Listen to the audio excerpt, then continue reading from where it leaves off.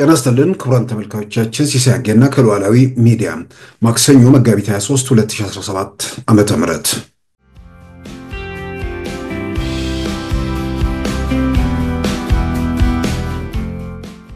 የኢትዮጵያ የጸጥታ ኃይሎች የትኛውንም ቀና የሚለውን ቶሎ ኮርኩመው በሚያስተነፍሱበት ሰዓት ብዙ ባልተወጠሩበት ሰዓት ይልቁንም ጉዳዮችን አጀንዳዎችን ለክልል ጸጥታ ኃይሎች ለማስረከብ የመጨረሻው ምዕራፍ ላይ መገኘታቸው ምልክቶች በበቂው በሚታዩበት ሰዓት ምን ለማምጣት ምን ለመፈየድ የወገን የነጻነት ግንባር ያው ከተመቱ ቡድኖች ጋር ለመጣመር ወይ ለማለት መሞከሩ በጣም ይገርመኛል።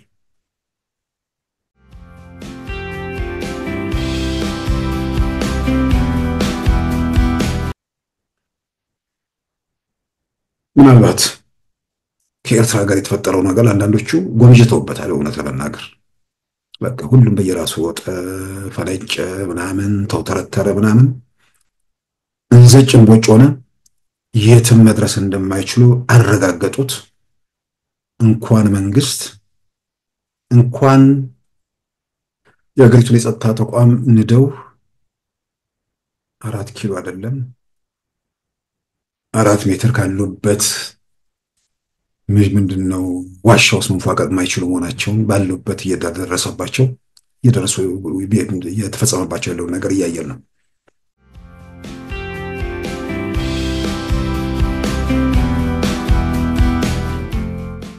በዛሬው ፕሮግራማችን በእነዚህና በሌሎች ወቅታዊ ጉዳዮች ላይ ትኩረት አድርገናል። አሁን ወደ ዕለቱ ዜና እናመራለን። የትግራይ ጊዜያዊ አስተዳደርን የስልጣን ዘመን ለተጨማሪ 1 ዓመት ማራዘም የሚያስችለው የማሻሻያ አዋጅ በዛሬው ዕለት በሕዝብ ተወካዮች ምክር ቤት ጸደቀም። በኢትዮጵያ አቆጣጠር በ1995 የወጣውና 22 ዓመታት ያስቆጠረው አዋጅ የጊዜያዊ አስተዳደሩን የስልጣን ዘመን በጠቅላላ በ2 ዓመት ከ6 ወራት ስለገደበም ይህንን ለማስተካከል አዋጅ ቁጥር 359/1995 ተሻሽሎ መጽደቁ ተመልክቷል። አዋጁ በሁለት ድምፅ ታቅቦ በዛሬው ዕለት እንደጸደቀም መረዳት ተችሏል። መጋቢት 9 ቀን 2017 የሥራ ዘመኑ ያበቃውን የትግራይ ጊዜ አስተዳደርን ለተጨማሪ 1 ዓመት እንዲቀጥል ስልጣን የሚሰጠው አዋጅ ዛሬ መጽደቁን ተከትሎ የክልሉ ጊዜያዊ ፕሬዝዳንት በደንብ ቁጥር 355/2015 በጠቅላይ ሚኒስትር አብይ አህመድ ይሰየማል ተብሎ ይጠበቃል። ከ10 ቀናት በፊት መጋቢት 11 2017 በመራዊ ከተማ ከተገደሉት መምህራን በተጨማሪ የቀድሞ የከተማዋ ከንቲባ በተመሳሳይ ሲገደሉ አንድ የጤና ባለሙያ ደግሞ ታግተው መወሰዳቸው ተዘገበ። ቅዳሜ ዕለት የፋኖ ታጣቂዎች የነዳጅ ቦቴ ላይ ጥቃት በመሰንዘር 2 ሾፌሮች አግተው መውሰዳቸውም ተመልክቷል። የአማራ ክልል የመንግስት ኮሚኒኬሽን አገልግሎት የሰሜን ጎጃም ዞን የጸጥታ ኃላፊ የሆኑትን አቶ ገብረስላሴ ታዘብን ጠቅሶ እንደዘገበው ታጣቂዎቹ ሰርገው በመግባት 4 መምህራንን የገደሉ ሲሆን ከ8 ዓመት በፊት የመራዊ ከተማ ከንቲባ የነበሩትንና በስም ያልተጠቀሱ አሁን በሌላ ሙያ ላይ የሚገኙ ግለሰብንም መግደላቸውን ገልጸዋል። አንደኛውን መምህር ትምህርት ቤት በራፍ ላይ ሲገድሏቸው ሌሎቹም መምህራንና ከንቲባውን ደግሞ በየቤታቸው ሄደው እንደገደሏቸው ገልጸዋል። ይህ በእንዲህ እንዳለም በአማራ ክልል ባለው የጸጥታ ችግር ከ3600 በላይ ትምህርት ቤቶች የማስተማር ተግባር ማቆማቸውን የክልሉ ትምህርት ቢሮ አስታወቀም። በጠቅላላው በዚህ ዓመት ወደ ትምህርት ገበታ ያልተመለሱ ተማሪዎች ብዛት ከ4.5 ሚሊዮን በላይ እንደሆነም የክልሉ ትምህርት ቢሮ ምክትል ኃላፊ አቶ ደምስ እንድሪስ ገልጸዋል። የትምህርት ቢሮ ኃላፊው አቶ ደምስ እንድሪስ እንደገለጹት ሁኔታዎች በዚህ ከቀጠሉ የአማራ እናት ከዩኒቨርሲቲ የምታስመረቀው ልጅ አይኖራትም ብለዋል። የገቡትን ሙያዊ ቃለ መሐላ አክብረው የሚሰሩ መምህራንና የትምህርት አመራሮች ግድያ፣ እገታና እንግልት እየተፈጸመባቸው መሆኑንም አስታውቀዋል። ጉዳዩ አስከፊ ጥቁር የታሪክ ጠባሳ የሚያስቀምጥ በመሆኑ መላው የክልላችን ተወላጅ ኢትዮጵያንና ዓለም አቀፉ ማህበረሰብ ደክሞ አዳሪውን የህፃናትን የነገ ብሩህ ተስፋ የሚያለመልመውን ጋዋን ለባሹን መምህር ተውት በማለት ድርጊቱን እንዲያወግዙ የትምህርት ቢሮ ምክትል ኃላፊው ጥሪ አቅርበዋል ሲል የክልሉ ትምህርት ቢሮ በማህበራዊ ገጹ አስታውቋል። በተያያዘ ዜና የፋኖ ታጣቂዎች ነዳጅ በጫነ ቦቴ ላይ ተኩስ በመክፈት 2 ሾፌሮችን አግተው መውሰዳቸውን የአማራ ክልል የኮሚኒኬሽን ጽሕፈት ቤት አስታውቋል። ባለፈው ቅዳሜ በነዳጅ ቦቴ ላይ ጥቃት የተፈጸሙና ሾፌሮች የታገቱት በደቡብ ጎንደር ጋይንትና ክምር ድንጋይ መካከል መሆኑን በቪዲዮ ተደግፎ በተሰራጨው ዘገባም ተመልክቷል። ከእገታው የተረፈና የቆሰለ ሾፌር ደግሞ በጋይንት ሆስፒታል በሕክምና ላይ መሆኑ ተገልጿል። ከዓለም ሀገራት የፊንላንድ ህዝብ ይበልጥ ደስተኛ መሆኑ ተገለጸ። የፊንላንድ ህዝብ ከዓለም ህዝብ ውስጥ ደስተኛ መሆኑ የተገለጸው በተከታታይ ለ7ኛ ዓመት መሆኑ ዘኢኮኖሚስት ዘግቧል። ወርልድ ሃፒነስ ሪፖርትን በመጥቀስ ዘኢኮኖሚስት እንደዘገበው ከዓለም ሀገራት ደስተኛ ሆነው በግንባር ቀደምትነት የተቀመጡት የስካንዲኔቪያን ሀገራት ሲሆኑ የዓለም ግርጌ ሆና የጠቀሰችው ደግሞ አፍጋኒስታን ናት። አሜሪካና ጀርመን ከመጀመሪያዎቹ 20 ደስተኛ ሀገራት ውስጥ አልተካተቱም። እንደ አውሮፓውያን አቆጣጠር ከ2010 ጀምሮ ተግባራዊ በሆነው ወርልድ ሃፒነስ ሪፖርት ወይንም የደስተኛ ሀገራት ሪፖርት ፊንላንድ ከ10 7.7 በማግኘት ቀዳሚ ስትሆን ዴንማርክ በ7.6 ትከተላለች። በጥናቱ ውስጥ ከተካተቱት ሀገራት አፍጋኒስታን ከ10 1.7 በማግኘት የመጨረሻውን 143ኛ ደረጃ ይዛለች። የጾታ እኩልነት በተቋማትና በህብረተሰቡ ዘንድ የሰፈነው መታመንና የሙስና መጠን መቀነስ ለፊንላንዳውያን የደስታ ህይወት አስተዋጽኦ ማድረጉም ተመልክቷል። መቀመጫውን ጀርመን በርሊን ባደረገውና በሙስና ላይ ጥናት በሚያካሄደው ትራንስፓረንሲ ኢንተርናሽናል ሪፖርት እንደሚገልጸው ፊንላንድ ከዓለም ሀገራት ሙስና ከዴንማርክ ቀጥሎ ዝቅተኛ የሆነባት ሀገር ነች። ነጻ ትምህርት ያለባትና በትምህርት ጥራትም ከዓለም 8ኛ ደረጃ ላይ እንደምትገኝ የተባበሩት መንግስታት ሪፖርትን ዋቢ በማድረግ ዘኢኮኖሚስት ዘግቧል።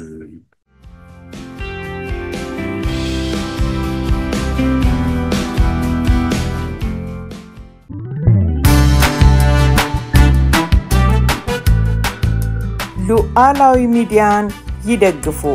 ስራዎቻችንን ለብዙ እንድናደርስ ሰብስክራይብ፣ ሼር፣ ላይክ በማድረግ ሉዓላዊ ሚዲያን ያጠናክሩ። እውነትን እንዘግባለን፣ ኢትዮጵያዊነትን እናቀነቅናለን። መድረኩ ግን ለሁሉም አመለካከት ክፍት መሆኑን እናረጋግጣለን። ሉዓላዊ ሚዲያ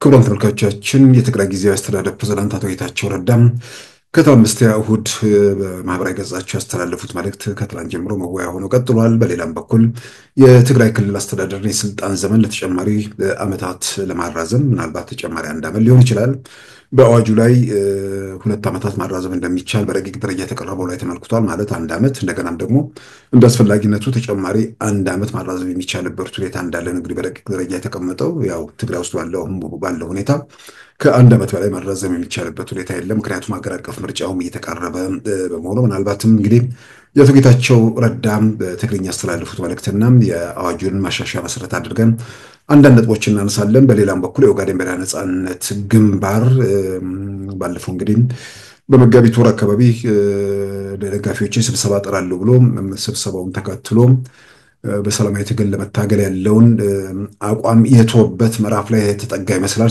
ለዚህም ይመስላል የኦጋዴን የኦሮሞ ነጻነት ሰራዊት ወይ ደግሞ ኦላም እንኳን ወደኛ መጣ የሚል የደስታ መልእክት ወይም በለው መግለጫ አስተላልፏል። ምናልባት የኦጋዴን ነጻነት ግንባር ብዙ ጊዜ ማለት ሰው ነው 7 ዓመታት ኢትዮጵያ ውስጥ ቀውስ በነበረባቸው ዓመታት ቀውስ የመፍጠር አቅም ከሌሎቹ በጣም የተሻለ ቡድን ያኔ ደግሞ ቲፒኤልኤፍ ስልጣን ላይ በነበረበት ወቅት ህልውናውን ያሳወቀ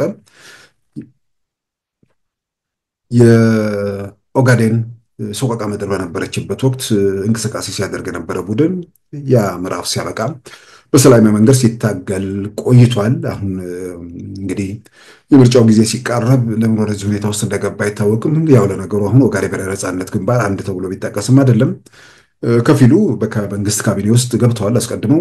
በሌላም በኩል አሁን ደግሞ የኦጋዴን ብሔራዊ ነጻነት ግንባር የረዥም ጊዜ ጦር አዛዥና ምክትል ሊቀመንበሩ ደግሞ በትናንትናው ዕለት ከሌሎች አመራሮች ጋር ከአቶ ሙስጠፌ ጋር ሲወያዩ በአቶ ሙስጠፌን በማህበራዊ ገጻቸው ነቀዋል። የኦጋዴን ብሔራዊ ነጻነት ግንባር ከረፈደ በኋላ ለምን ወደ መጥፎ ጎዳና ውስጥ ሄደ?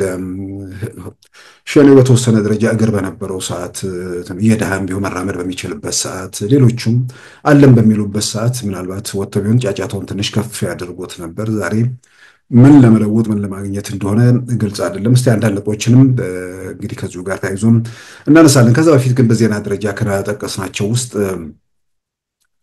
የኢኮኖሚስት ላይ የወጣውን በዓለም ላይ ደስታ ያለባቸው ወይ ደግሞ ደስታን በተመለከተ ደስተኛ የሚባሉ ሀገራት እነ ፊንላንድን ጨምሮ የተዘረዘሩ ነጥቦች አሉ።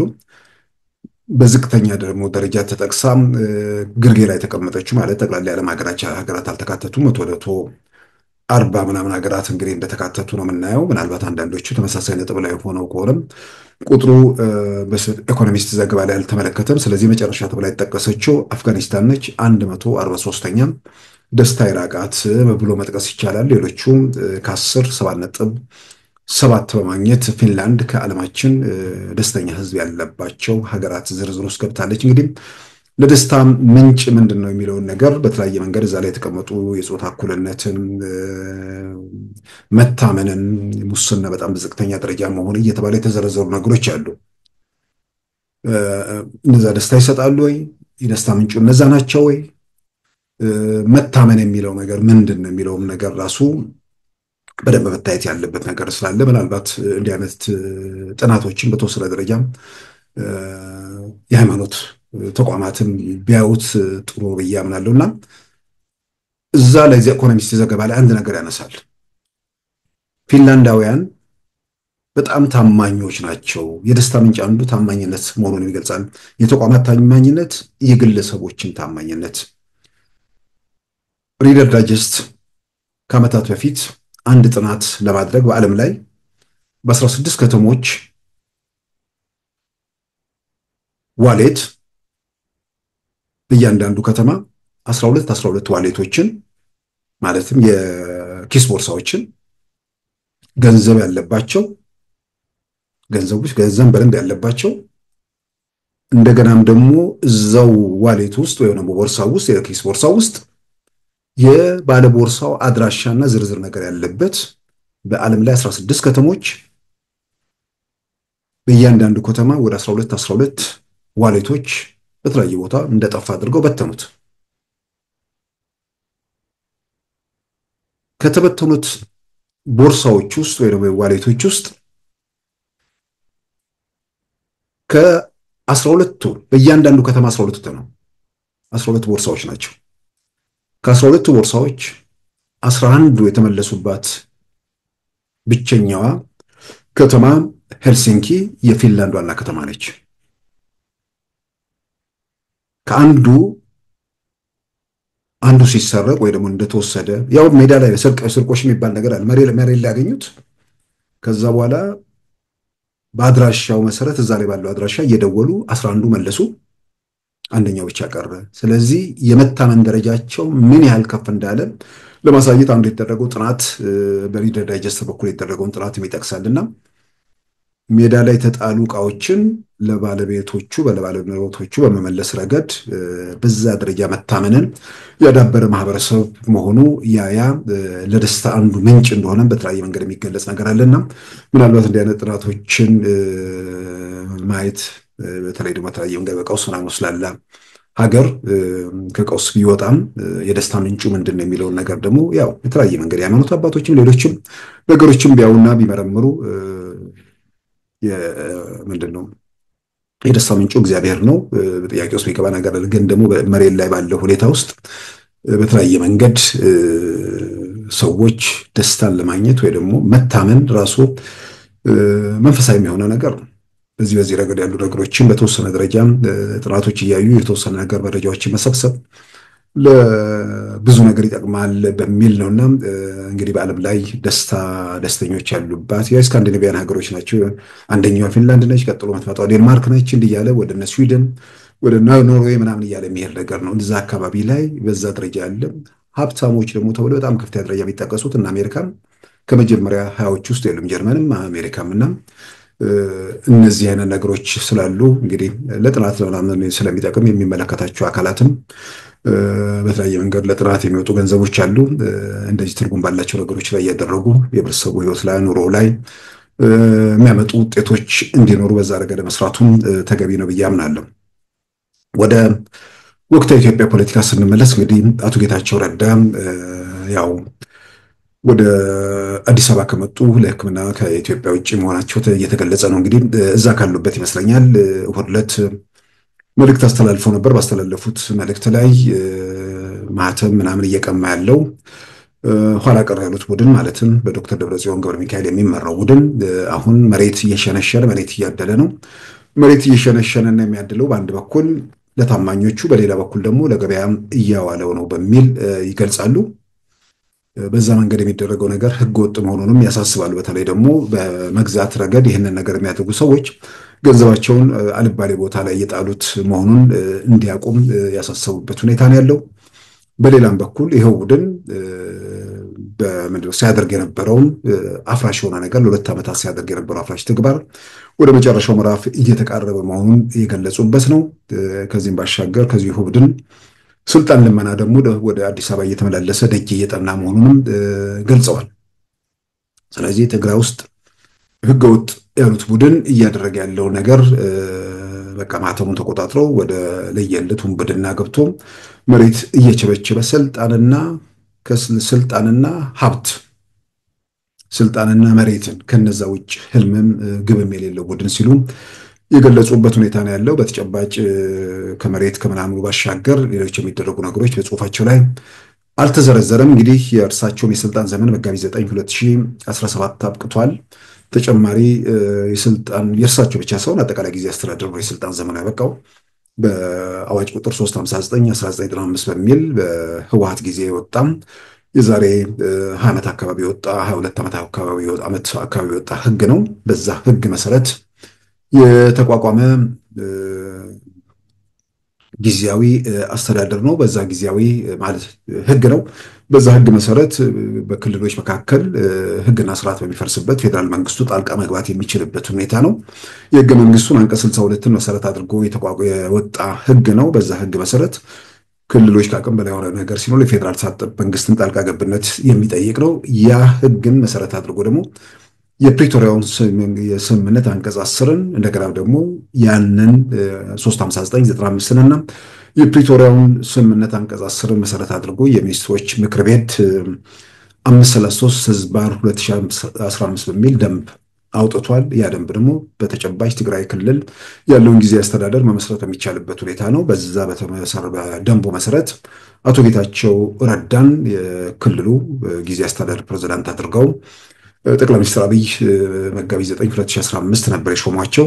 ከዛ በኋላ ከሳምንት በኋላ ካቢኔ ተዋቅሮ ምክትል ፕሬዝዳንቶች 2 እንዲሆኑ ጀነራል ጻድቃንና ጀነራል ታደሰ ወረደም ሌሎች የካቢኔ ቦታዎችም በተመሳሳይ እንዲደለደሉ ህወሓት 50 በመቶ ያህል ቦታዎችን እንዲይዝ የውስጥ ስምምነት እዛ ተደረገ። ምንድነው ፌዴራል መንግስቱ ወይ ደግሞ ብልጽግና እዛ ሂደት ውስጥ አልሳተፍበትም የሚል ነገር ነበር። እንግዲህ በዛ መንገድ የተደረገው ጉዞ አቶ ጌታቸው ከመጀመሪያው ስልጣን ከተረከቡበት ጊዜ ጀምሮ መደነቃቀፍ እንደገጠማቸው ለመደነቃቀፉ ምክንያት ተደርጎ የሚጠቀሰው የነበረ አሰራርና ልማድ አለ። መንግስትና ፓርቲ አይነጣጠልም። ፓርቲ ሁሉም ነገር ይወስናል። እዛ ጋር የተቀመጠው ፕሬዝዳንት የሚባለው ወይ ደግሞ ሊቀመንበር የሚባለው በአብዛኛው ግዑዝ ለማድረግ የሚደረጉ ስራዎች አሉ። በልምድ ደግሞ የሚታወቀው ያው ሊቀመንበር የሆነው የፓርቲውም ኃላፊ በአብዛኛው የሚሆንበት ሁኔታ አለ። እርግጥ ነው የፌዴራል መንግስት ኃላፊነትን በነበረበት ወቅት ጠቅላይ ሚኒስትር መለስ የፌዴራል መንግስት ጠቅላይ ሚኒስትር ናቸው። የክልሉ ፕሬዝዳንት ደግሞ አቶ ገብሩ አስራት በኋላ ደግሞ አቶ ጸጋይ በርሄ የነበሩበት ሁኔታ ስለሆነ የክልሉ ፕሬዝዳንት የፓርቲ ሊቀመንበር አይደለም። የፌዴራል ዋና ኃላፊዎቹ ናቸው የፓርቲ ሊቀመንበር የነበሩት። ነገር ግን ከአቶ መለስ በኋላ በነበረው አሰራር የክልሉ ፕሬዝዳንት የነበሩት አቶ አባይ ወልዱ የፓርቲውን ሊቀመንበር ስለሆኑ ፓርቲው እና መንግስት የበለጠ የተዋሃደ የሚመስል አሰራር ለማድረግ የተመቸ ሁኔታ ተፈጥሮ ነበር። በዛ መልክ የቀጠሉበትን ነገር አሁን ያው አቶ ዶክተር ደብረጽዮን የክልሉ ጊዜያዊ ፕሬዝዳንት ሆነው አቶ አባይ ወልዱን በተኩበትም ወቅት የፓርቲውንም ሊቀመንበርነት ወደ ዶክተር ደብረጽዮን የሄደበት ሁኔታ ስላለ ፓርቲውና የክልሉ ፕሬዝዳንትነት አብሮ የተዋሃደ ማለት የሚቻልበት ሁኔታ ነው የነበረው።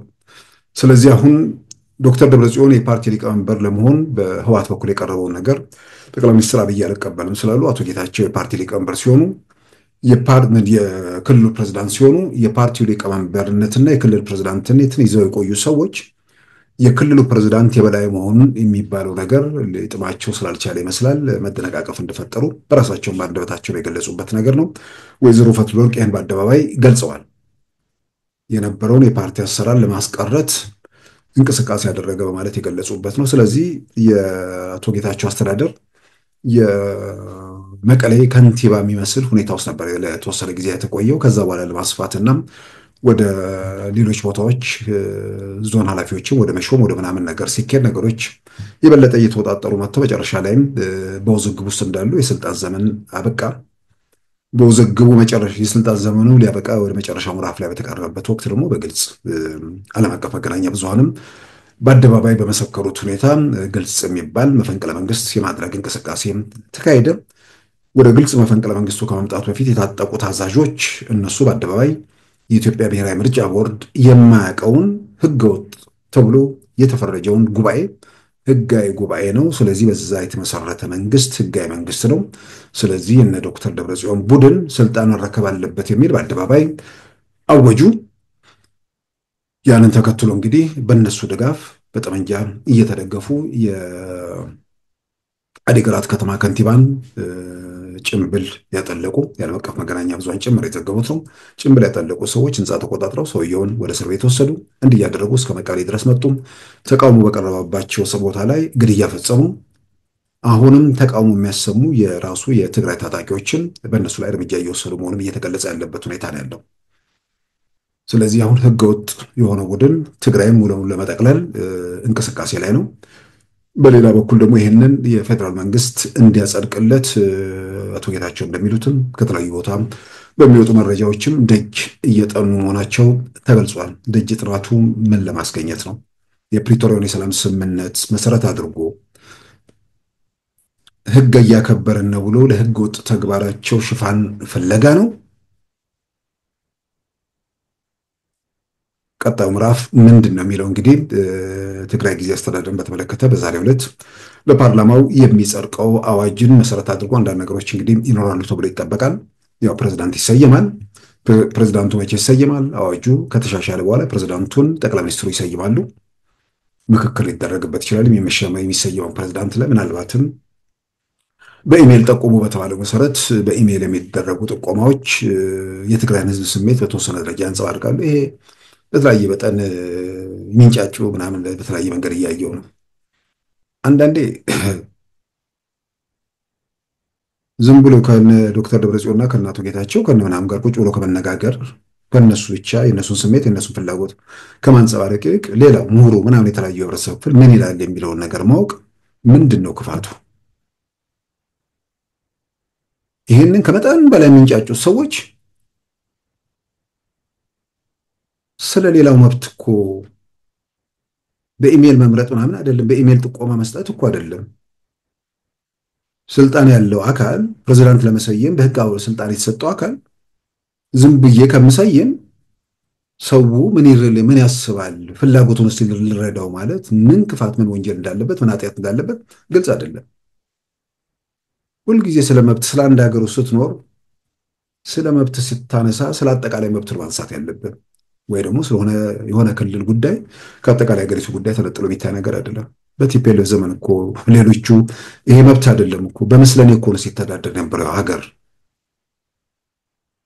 ፌደራል ጉዳዮች የሚባል እነ ጋምቤላን እነ ቤኒሻንጉልን ምናምን ጠቅላላ በቁጥጥር ስር ያደረገ እነ ሶማሌ ክልል እነ አፋር ክልልን በቁጥጥር ስር ያደረገ በመስለኔነት ሲያስተዳድር የነበረ ቡድን ነው። በመጀመሪያዎቹ ዓመታት ደቡብ ክልል፣ ኦሮሚያ ክልል በነ ሰለሞን ጢሞ በነ ቢቶ በላይ ሀገሩ በቲፒኤልኤፍ ቁጥጥር ስር አልነበር እንዴ? አሁን ህግና ስርዓት ተጠብቆ በህግና በህግ ስልጣን ያለው አካል ያንን ራሴ እንደፈቀድኩትና እንደፈለግኩት ከማደርግ የህብረተሰቡ ስሜት ብረዳ የሚለው ነገር ለምን በዚህ መልክ ጫጫታ እንደሚፈጠር ግራ ቢገባ ነገር። ስለዚህ በዛ እንትን ላይ ከኢሜይል ባሻገር ምናልባትም የሚታወቁ ተጽዕኖ ፈጣሪ የሆኑ ሀሳብ ያላቸው የትግራይ ምሁራን የትግራይ ፖለቲከኞችን በግልም ጭምር ሀሳብ የመስጠት እድል አላቸው ብዬ አምናለሁ። በተለያየ መንገድ የምንሰማማቸው መረጃዎች ያንን ያንጸባርቃሉ። በዚህ መሰረት ትግራይ ህዝብ ምን ይፈልጋል በተወሰነ ደረጃ ማወቁ የከተማው ስሜት በተወሰነ ደረጃ የገጠሩ ነጸብራቅ ነው። የገጠር ሰው ኢሜይል እንትን ይላል እያልኩ አይደለም። ከተማ ውስጥ ያለው ሰው ያንን ባደረገ ቁጥር የተናበበ ማህበረሰብ ነው።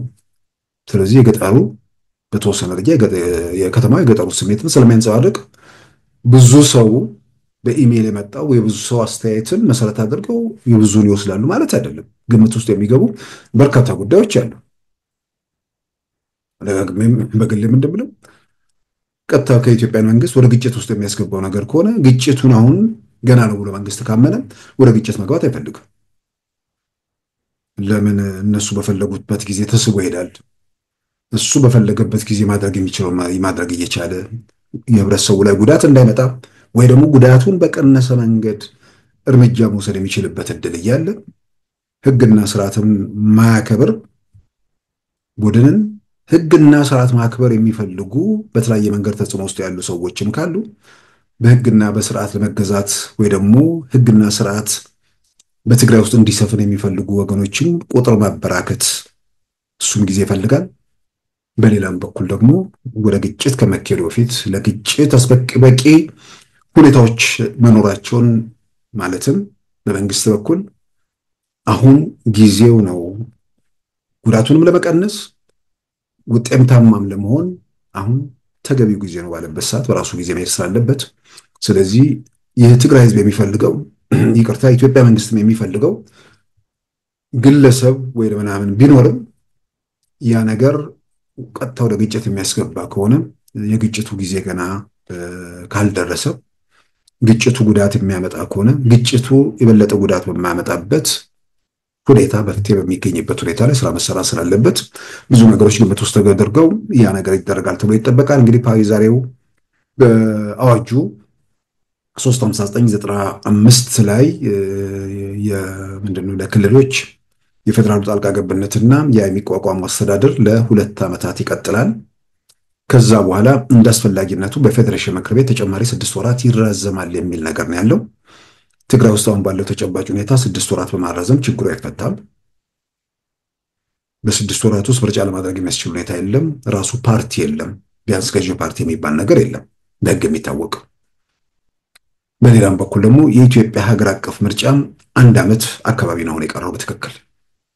ስለዚህ ከዛ ጋር አስማምቶ አጣጥሞ ለመሄድም ሁኔታዎች በጣም የፈቀዱ ስለሆነ የትግራይ ጊዜ አስተዳደርን የስልጣን ዘመን ለተጨማሪ 1 ዓመት ማራዘም የሚያስችል ሁኔታን ለማድረግ ይመስለኛል ዛሬ ፓርላማው የሚሰበሰበው። በረቂቅ ደረጃ በተቀመጠው ህግ ላይም ተጨማሪ 1 ዓመት ለማራዘም ለፌዴሬሽን ምክር ቤት አፈጉባኤ ስልጣን ይሰጣል።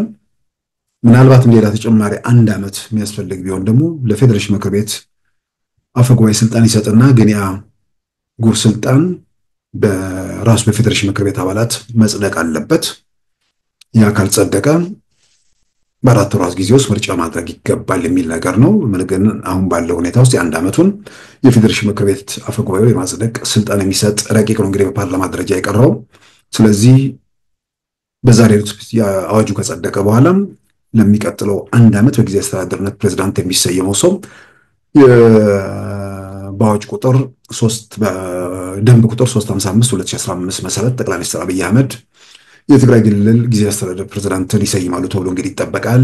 ያ ጊዜያዊ አስተዳደር ፕሬዝዳንት እንግዲህ ደግሞ ካቢኔውን ያሻሽላል ወይስ ባለበት ይቀጥላል?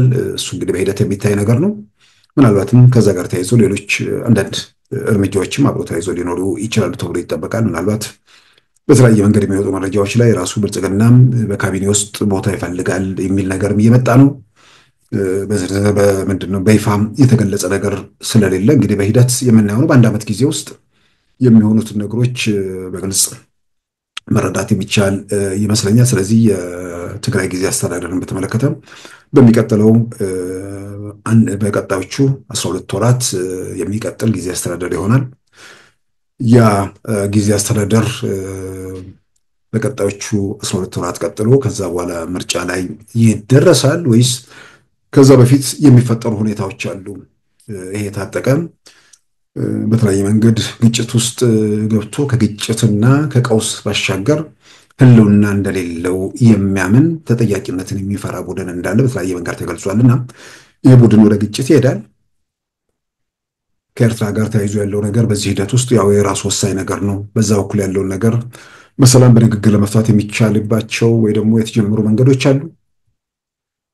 እነዛ እንግዲህ ቀጣዮቹን የትግራይ ጊዜ አስተዳደርን የስልጣን ዘመን የሚወስኑ በስልጣን ዘመኑ ሰላማዊ ሽግግር መደረግ አለመደረጉን የሚያረጋግጡ ይሆናሉ። ስለዚህ በቀጣዮቹ ጊዜያት ከዚህ ጋር ተያይዞ ያሉትን ነገሮች የምናያቸው ይሆናል። ሌላው የኦጋዴን ብሔራዊ ነጻነት ግንባርን በተመለከተ ኦብነግን በተመለከተ የኦሮሞ ነጻነት ሰራዊት ያወጣው መግለጫ ነው። የሶማሌና ምንድነው የኦሮሞ ህዝብ አንድ ነው፣ አብረን እንታገል ምናምን የሚል ምንድነው እንኳን ደህና መጣ የሚል ጥሪ ያቀርቧል። እንግዲህ ኦጋዴን ብሔራዊ ነጻነት ግንባር ወደ መጋቢት ወር አካባቢ ጉባኤ ጠርቼ ምንድነው በተለያዩ ዓለም ክፍሎች ህብረተሰቡን አነጋግሬ አቋሜን አሳውቃለሁ ብሏልና እንግዲህ አቋሙ በሰላማዊ መንገድ ለመታገል ያለኝን በር ዘግቼዋለሁ፣ ወደ አመጽ መንገድ እገባለሁ የሚል መልእክት አስተላልፏል ማለት ነው። የኦጋዴን ብሔራዊ ነጻነት ግንባር ማን የትኛው የሚለው ደግሞ አሁን አብሮ ተያይዞ የሚነሳ ጥያቄ አለ። አንድ ኦጋዴን ብሔራዊ ነጻነት ግንባር እንዳልሆነ አሁን ግልጽ ነው። ምንም የሚያጠራጥር ነገር አይደለም። አስቀድሞም ቢሆን በግልጽ የሚታዩ ነገሮች አሉ። ቡድኑ እንደ ቡድን ባይከፈልም በተወሰነ ደረጃ የኢትዮጵያ በክልሉ መንግስት ውስጥም በፌደራል መንግስት ውስጥም በካቢኔ ደረጃ የኦጋዴን ብሔራዊ ነጻነት ግንባር አመራር ውስጥ ያሉ ሰዎች በምስሉ አደባባይ የምናውቃቸው መግለጫ ሲሰጡ በቃል አቀባይነት የምናውቃቸው ሁሉ ዛሬ በሚኒስትር ዴኤታነት በፌደራል መንግስት መዋቅር ውስጥ እያገለገሉ ነው። ያው ልዩነቱ ውስጥ ምንድን ነው? ከክልል መንግስት ጋር ወይ ደግሞ ከፌደራል መንግስት ጋርም ልዩነት ቢኖራቸው እንደገና ውስጣቸውም የተስማማ አልነበረም። የኦጋዴን ብሔራዊ ነጻነት ግንባር የተወሰኑ ልዩነቶች ነበሩ። ያም ሆኖ ደግሞ 7 ዓመት እውነት ለመናገር ሀገር ቀውስ ውስጥ መከራ ውስጥ በነበረበት ጊዜ ያ ቀውስ የፈጠሩት ወገኖች ሀገሩን ወደ ሁከት ወደ ግርግር የወሰዱት ቡድኖች በመብት ታጋይነታቸው ብዙም ቢታወቁም መግለጫ በማውጣት የተወሰኑ አስመራ ተመችቷቸው የተቀመጡ ሰዎችና በኋላ የተፈጠሩ በበደል በጭቆናው ጊዜ ያልነበሩ ማህበረሰቦች ነፃነትን ሲጎናጸፉ ሜዳው ሲለቀቅ እስር የለም፣ ግድያ የለም፣ ግርግር የለም። ስለዚህ እንፈንጭ ብለው መጥተው መፈንጨት የጀመሩ እነሱ ናቸው። የመጀመሪያዎቹን ዓመታት ኢትዮጵያን ወደ መከራ፣ ወደ ስቃይ፣ ወደ ሁከት፣ ወደ ግርግር የወሰዱት። ዛሬም ድረስ ያንዳንዶቹ ቀጥሎ መጥቷል። በቲፒኤልኤፍ ዘመን እነዚህ ግርግር ፈጣሪዎች ያኔ አድፍጦ የተቀመጡ ግፋቢል ጉልበታቸው መግለጫ ማውጣት፣ ሌሎቹ ደግሞ የቲፒኤልኤፍ አጨብጫቢዎች የነበሩ ናቸው። አንዳንዶቹ ደግሞ ሌሉ ያሊያም ፈርተው አድፍጠው ተደብቀው የነበሩ በአብዛኛው የኦጋዴን ብሔራዊ ነጻነት ግንባር ግን ትርጉም ያለው ስልጣን ላይ ያለው መንግስት መነቅነቅ የቻለ እንቅስቃሴ ሲያደርግ የነበረ ቡድን ነው። በዛ እንቅስቃሴ ውስጥ የግፍ ድርጊቶች አልፈጸመም ማለት አይደለም። ነዳጅን ለማውጣት እንቅስቃሴ ላይ ያሉ የ50 የቻይናና የኢትዮጵያ ዜጎች ላይ ጭፍጨፋ ፈጽሟል። ድርጊቱን ነዳጅ እንዳይወጣ መቃወም ችግር የለበትም። ነገር ግን ንጹሃንን እንትን ላይ ያሉ ሰዎችን መጨፍጨፍ በማናቸው መመዘኛ ተቀባይነት ያለው ነገር አይደለም። ነገር ግን እንቅስቃሴ ያደርግ ነበር። እንቅስቃሴ ስለሚያደርግም ዓለም አቀፍ መገናኛ ብዙሃን ጭምር የኦጋዴን ብሔራዊ ነጻነት ግንባር ያለበትን ፈልገው ዘገባ ለመስራት ገብተው ብለው የተያዙ የስዊድን ጋዜጠኞችን እናስታውሳለን። በህይወት የነበረ ድርጅት ነው። ምንም ጥያቄ ውስጥ የሚገባ አይደለም። ያን እንቅስቃሴ በሚያደርግበት ሰዓት ዓለም አቀፍ ዜናም የነበረ ድርጅት ነው። ያን እንቅስቃሴ በሚያደርግበት ሰዓት በእርግጥም የሶማሌ ክልል ህዝብ ስቃይ ውስጥ ነበር። ጄል ኦጋዴን በሚባል የምድር ሲኦል ውስጥ የሶማሌ ክልል ህዝብ ይሰቃይ ነበር። ክልሉ በምስለኔ ይተዳደር ነበር። የፈቀዱትና የፈለጉትን ማድረግ የሚችሉ የጦር አዛዦች የነበሩበት ሁኔታ ነበር። ስለዚህ ለመታገል ያለው ቁርጠኝነትም ያደረገው ትግልም ትክክለኛና ተገቢ ነበር። ዓለም አቀፍ አርዕስትም የፈጠረ ድርጅት ነበር። ያው ነውር የሆኑ ነገሮች መፈጸሙ እንደጠበቀው ነው ማለት ነው። ይሄ ቡድን ኢትዮጵያ ውስጥ ለውጥ ሲመጣ ምናልባትም በአውሮፕላን ተጓጉዞ የመጣ ኃይል ወታደሮች የኦጋዴን ብሔራዊ ነጻነት ግንባታ ታጣቂዎች ይመስሉኛል። ኦነጎቹ እንትኖቹ ናቸው፣ መሪዎቹ ናቸው በአውሮፕላን የመጡት። ታጣቂዎቹ በዛላምበሳ ምናምን አድርገው መቀሌ ላይ እና አቶ ስብሐት ነጋ አቀባበል አድርገውላቸው የብዙዎቻችን እናስታውሳለን። አቶ ስብሐት የኦነግን ባንዲራ ይዘው በወቅቱ ሰዎች በሬ ካራጁ ጋር በሚል የተረቱትን ማለት ነው መቀሌ ላይ ግብዣ ተደርጎላቸው ነበር። መቀሌ ላይ የትግራይ ህዝብ ግብዣ ቢያደርግላቸው በጣም ደስ ይል ነበር። ያው በተለያየ መንገድ ሰዎች የሚገልጹት ነው። ህብረተሰቡ፣ ህዝቡ እንደዚህ እንግዳ ተቀባይነት ማምለቱ በተለያየ መንገድ የሚገለጽ ነገር ነው። ግን እዛ መድረክ ላይ የነበሩት እናቱ ስብሐት ናቸው በሬ ካራጁ። ሰሞኑን አቶ ሌንጮ ለታ በፊት 2016 አካባቢ በኢትዮጵያ በፈረንጆቹ አቆጣጠር ኢሳት ላይ ያለው ኢንተርቪው አድርጌያቸው የነበረውን ከትናንት በስቲያ ሉዓላዊ ላይ አውጥተነዋል። የኦሮሞ ነጻነት ግንባርና ህወሓት መካከል የነበረው የመጀመሪያዎቹ ዓመታት እንዴት አድርገው ከሂደቱ የሽግግሩ መንግስት ከተመሰረተና መንገድ ከያዘላቸው በኋላ ማንንም አንፈልግም ብለው ህይወት ያላቸው ደግሞ በነጻነት ማሰብ የሚችሉ ድርጅት አንፈልግም ብለው ገፍተው እንዴት እንዳስወጧቸው የሚገልጹበት ነገር አለ። ገፍተው ማስወጣት ብቻ ሳይሆን ከዛ በኋላ በካምፕ ያሉ ወታደሮቻቸው ላይ ጭፍጨፋ ፈጽመዋል፣ የኦነግ ወታደሮች ላይ። ከዛ በኋላ በየአጋጣሚውና በየሁኔታው የኦሮሞ ነጻነት ግንባር እንዲያደረገ ፈንጃ ፈነዳ እየተባለ ኦሮሞችን በሰልፍ ወደ እስር ቤት ለማጋዝ ተጠቅመውበታል። አንዳንዶቹ ራሳቸው የፈጠሯቸው መሆኑን በወቅቱም በግምት ምናምን ሲነሳ የነበረው ነገር በኋላ ላይም 2005 አካባቢ ላይ 2006 አካባቢ ላይ የአሜሪካ ኤምባሲ በወቅቱ የአሜሪካ የውጭ ጉዳይ ፈጻሚ የነበሩት እነ ቪኪ አድልስተን ለስቴት ዲፓርትመንት የጻፉት ሚስጥራዊ ደብዳቤ በኋላ በዊኪሊክስ በኩል ወጥቶ ተመልክተነዋል። ቆሬ አካባቢ ላይ በታክሲ ላይ ፈንጅ ተጥሎ ሰዎች ላይ ጉዳት የደረሰውን የሀገሪቱ የደህንነት መስሪያ ቤት ያቀነባበረው ስለመሆኑ የጠቆሙበት ማለት ነው። እንዲህ ያደረጉ ሰዎችን ለማሰር ምን ለማለት የመጀመሪያው ጨፍጨፋ ፈጸሙ። ከዛ በኋላ በሰልፍ የሚጠረጥሯቸውን ኦሮሞዎች ወደ እስር ቤት ለማጋዝ በእንዲህ አይነት ወንጀል ሁሉ ሲሳተፉ የነበሩ ዛሬ አክራሪው ህወሓት ከበስተጀርባ ሆነው እንትን የሚለውት አቶ ጌታቸው አሰፋ የሚባሉት በዋናነት የሀገሪቱን የደህንነት መስሪያ ቤት ከ1993 ጀምሮ የተቆጣጠሩት ሰው ናቸው። እንዲህ ያለ ትልልቅ ወንጀል ውስጥ እንትን በማለት ላይ ያሉት አሁንም ከእንዲህ አይነት ነውርና የወንጀል ድርጊት ለመታቀብ ያልፈቀዱ ማለት ነው። አትጠየቁም፣ ፌደራል መንግስት አልፈልጋችሁም ብለዋል ብዬ ነግሬያቸዋለሁ፣ ግን አላመኑኝም ይላሉ አቶ ጌታቸው። በአደባባይ እንግዲህ ሸራተን ላይ በሰጡት መግለጫ እከሌ ባይሉ በዋናነት የሚፈለጉት ሲፈለጉም አምልጠው መቀሌ የገቡት ሲፈለጉም አምልጠው መቀሌ የገቡት ብቻ አይደለም፣ የሀገሪቱን የደህንነት መስሪያ ቤት መረጃዎች ጭነው ወደዛ የተጓዙት ከ1993 እስከ 2010 ኢትዮጵያ ውስጥ ለነበረው ሰቆቃ ግንባር ቀደሙ ተጠያቂ አቶ ጌታቸው አሰፋ ማለት ናቸው። እነዚህ ሰዎች ናቸው እንግዲህ መቀሌ ላይ አቀባበል ያደረጉላቸው በሬ ካራጁ ማለት ነው።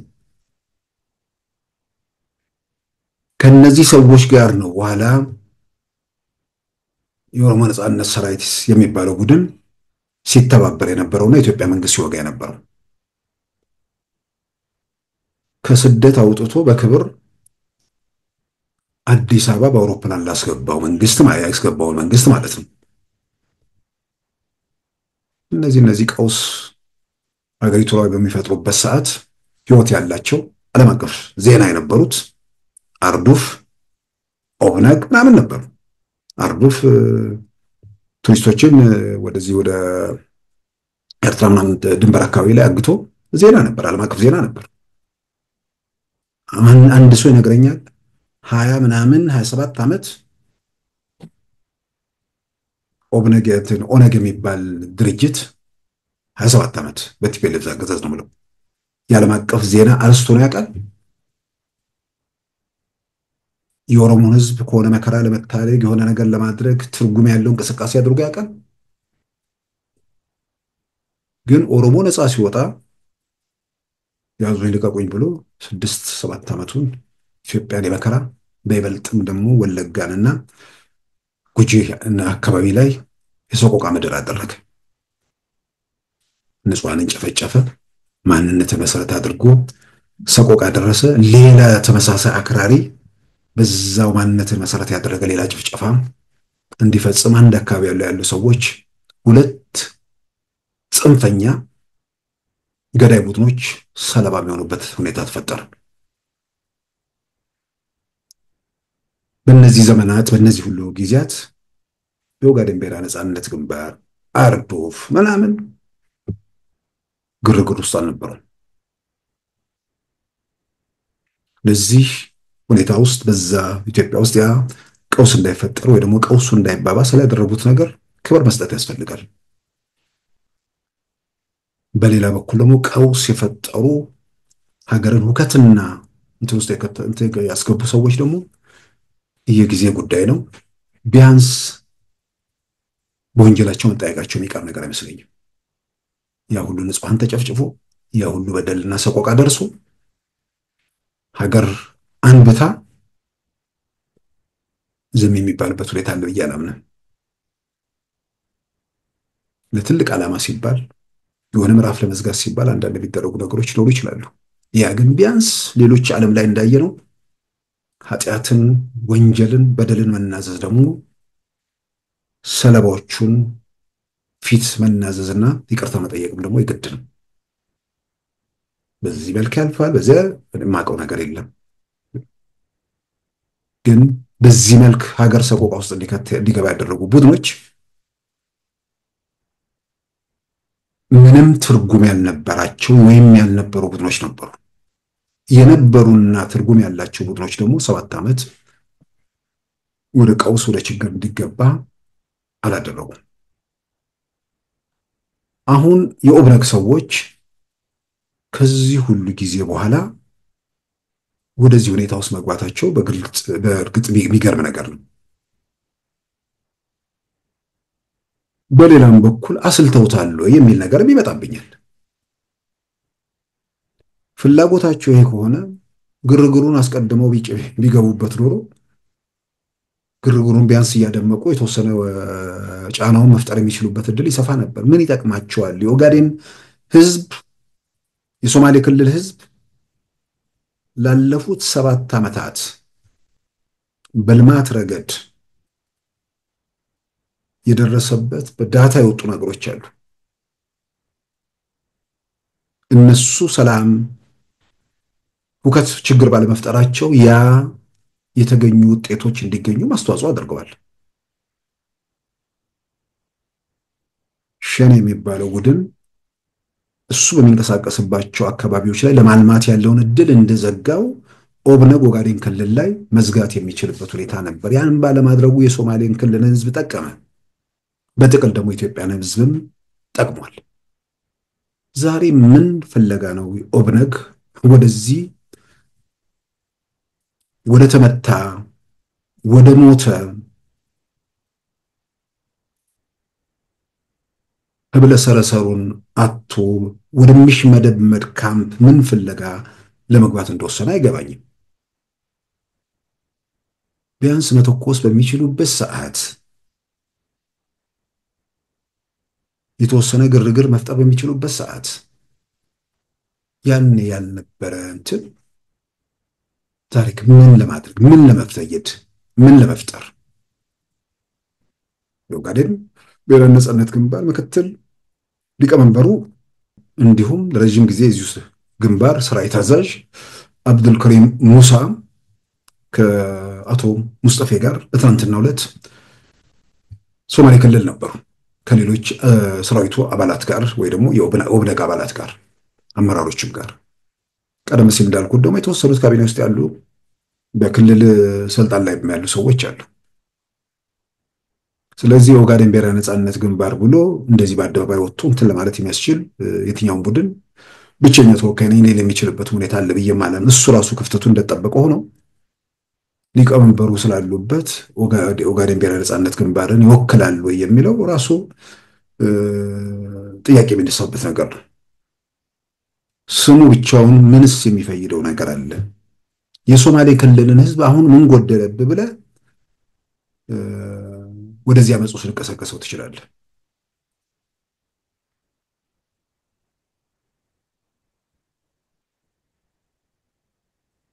ዛሬ የኢትዮጵያ የጸጥታ ኃይሎች የትኛውንም ቀና የሚለውን ቶሎ ኮርኩመው በሚያስተነፍሱበት ሰዓት፣ ብዙ ባልተወጠሩበት ሰዓት ይልቁንም ጉዳዮችን አጀንዳዎችን ለክልል ጸጥታ ኃይሎች ለማስረከብ የመጨረሻው ምዕራፍ ላይ መገኘታቸው ምልክቶች በበቂው በሚታዩበት ሰዓት ምን ለማምጣት ምን ለመፈየድ የኦጋዴን ብሔራዊ ነፃነት ግንባር ያው ከተመቱ ቡድኖች ጋር ለመጣመር ወይ እንትን ለማለት መሞከሩ በጣም ይገርመኛል። ምናልባት ከኤርትራ ጋር የተፈጠረው ነገር አንዳንዶቹ ጎምጅተውበታል። እውነት ለመናገር በቃ ሁሉም በየራሱ ወጠ፣ ፈነጨ፣ ምናምን ተውተረተረ፣ ምናምን እንዘጭ እንቦጭ ሆነ። የትም መድረስ እንደማይችሉ አረጋገጡት። እንኳን መንግስት እንኳን የሀገሪቱን የጸጥታ ተቋም ንደው 4 ኪሎ አይደለም 4 ሜትር ካሉበት ምንድነው ዋሻ ውስጥ መንፏቀቅ የማይችሉ መሆናቸውን ባሉበት እየተፈጸመባቸው ያለውን ነገር እያየን ነው። እና ከኤርትራ ጋር ተያይዞ ያለውን ነገር የተለየ የሚፈጥረው ነገር አለ ብዬ አላምንም። በአንድ በኩል መንግስታቱ፣ በሌላ በኩል በዓለም አቀፉ ማህበረሰብም ቢሆን የሁለቱም ሀገራት ፍላጎትን መሰረት ያደረጉ ዘላቂ መፍትሄ ማግኛ መንገዶች ይኖራሉ ብዬ ተስፋ አደርጋለሁ።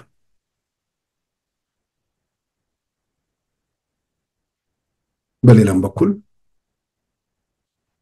ወደ ግጭት የሚገባም ቢሆን ብዙ የሚጠቅማቸው ነገር አይመስለኝም። የሚያመጡት የሚለውጡትን ነገር አለ ብዬ አላምንም።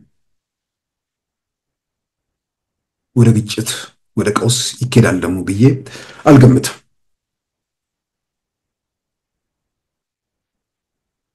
ስለዚህ የኦጋዴን ብሔራዊ ነፃነት ግንባር ከረፈደ በኋላ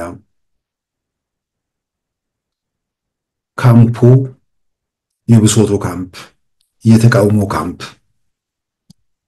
ጅራፍ የሚያጮሁ ካምፕ ከተሽመደመደና ወደ ተራ ሽፍትነት፣ ንጹሃን ወደ ማገት፣ ንጹሃን ወደ መግደል የዕለት ተዕለት ተግባር በወረደበት ሰዓት ምንም የሚጨምረው የሚለውጠውም ነገር የለም። የኢትዮጵያ ጸጥታ ኃይሎች ተቋም መጠናከር የነዛ መሽመድመድ ብቻ ሳይሆን የኦጋዴን የሶማሌ ክልልን ህዝብ ምን ጎደለብህ ተብሎ ነው ከዚህ በኋላ ለተቃውሞ መገሰጽ የሚቻለው። በምስለኔ ይተዳደራል፣ ይበዘበዛል፣ በሰፈሩ በቀዩ ባይተዋር ነው፣ በኢትዮጵያ የፖለቲካ ስልጣን ላይ ተመልካች ነው።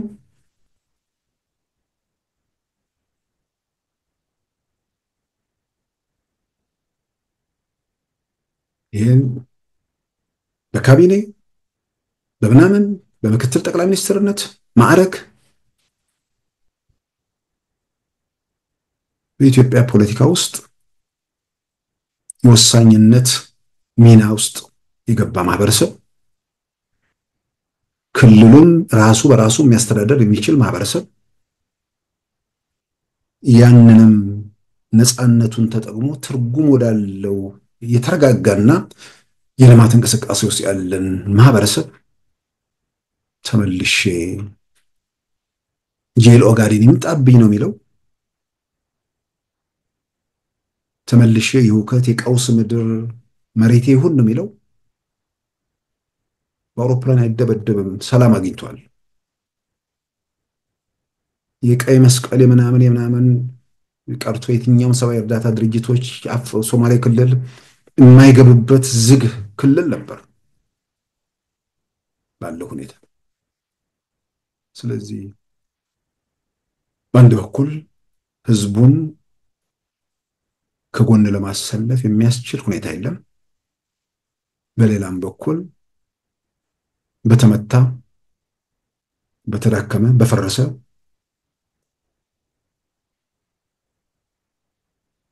ጠመንጃው ብቻ ሳይሆን ድምፁ በሰለለ ጮሆ ትርጉም ወደ ሌለ ቡድን ወደ ተፈነካከተ ስብስብ ውስጥ ተቀናይቶ ተቆራኝቶ የሚለውጠው የሚያመጣው ነገር ስለሌለ ክብርን ጠብቆ በቀጣዩ ምርጫ ላይ የራስን አስተዋጽኦ የራስን ነገር ለማድረግ በዛ መልኩ መንቀሳቀሱ ይበጃል፣ ይጠቅማቸዋል ብዬ አምናለሁ። ክቡራን ተመልካቾቻችን የዛሬ ማክሰኞ መጋቢት 23 2017 ፕሮግራማችን በዚሁ ተጠናቋል። ጤና ይስጥልን።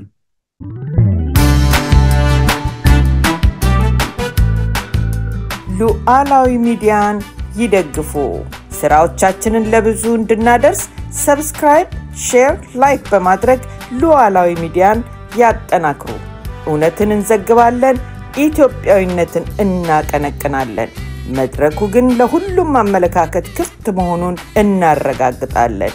ሉዓላዊ ሚዲያ